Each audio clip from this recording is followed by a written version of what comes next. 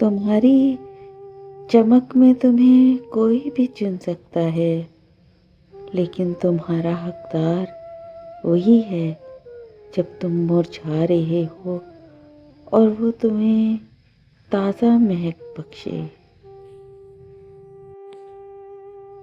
حسد کرنے والے کے لیے یہی سزا کافی ہے کہ جب تم خوش ہو جاتے ہو تو وہ اداس ہو جاتا ہے۔ یہی حاسد کی سزا بہترین ہے۔ مجھے ان لوگوں سے کوئی مسئلہ نہیں جو مجھے پسند نہیں کرتے، مجھے مسئلہ ان لوگوں سے ہے جو مجھے پسند کرنے کا دعویٰ کرتے ہیں۔ ایسے لوگ منافق ہیں۔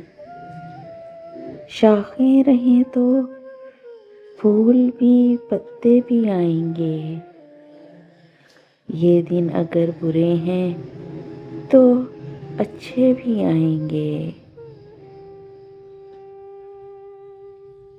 مجھے سانپوں سے ڈر نہیں لگتا، لیکن انسانوں سے ڈرتا ہوں، کیونکہ سانپ اپنے دفاع کے لیے ڈستا ہے اور انسان وہ صرف اور صرف اپنے مفاد کے لیے کسی کو بھی ڈس سکتا ہے۔ لکھو کہ تمہاری روح سوچوں کی زنجیر سے آزاد ہو سکے۔ لکھو کیونکہ کتاب پڑھنے والے ایک نہیں 1000 زندگیاں جیتے ہیں۔ اور لکھو کہ تم لوگوں کو ایک سے زیادہ زندگیاں بخش سکتے ہو، اس لیے لکھو۔ اور لکھو کہ تم فلک کی وسعتوں میں اڑان بھر سکو۔ لکھو کہ تمہاری روح سمندر کی اتھاہ گہرائیوں کا سفر کر سکے۔ اور لکھو کہ تمہارے الفاظ قید ہو جائیں اور تمہارا ذہن آزاد ہو جائے۔ تنہائی کی وضاحت میں نے ایک دن ایک شخص سے پوچھی۔ اس نے کہا، یہ وہ کیفیت ہے جب آپ کے پاس خوشی یا غم کی خبر ہو اور کوئی بھی شخص نہ ہو جس کے ساتھ آپ یہ بانٹ سکیں۔ میں نے خاموشی کا کہا۔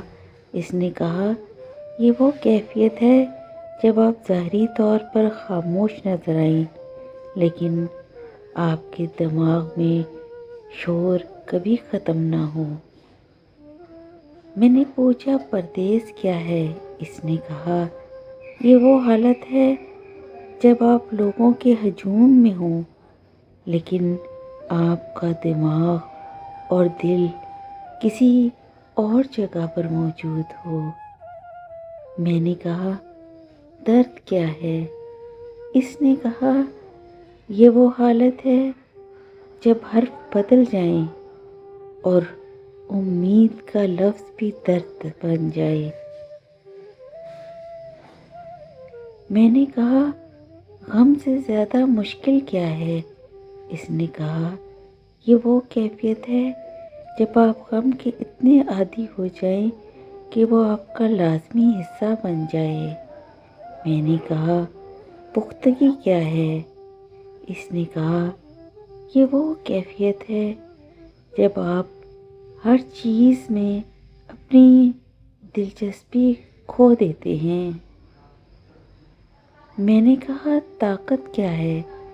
اس نے کہا، یہ وہ قوت ہے جب آپ لوگوں کے سامنے مضبوط نظر آئیں، لیکن آپ کا اندر بالکل ٹوٹا ہوا ہو۔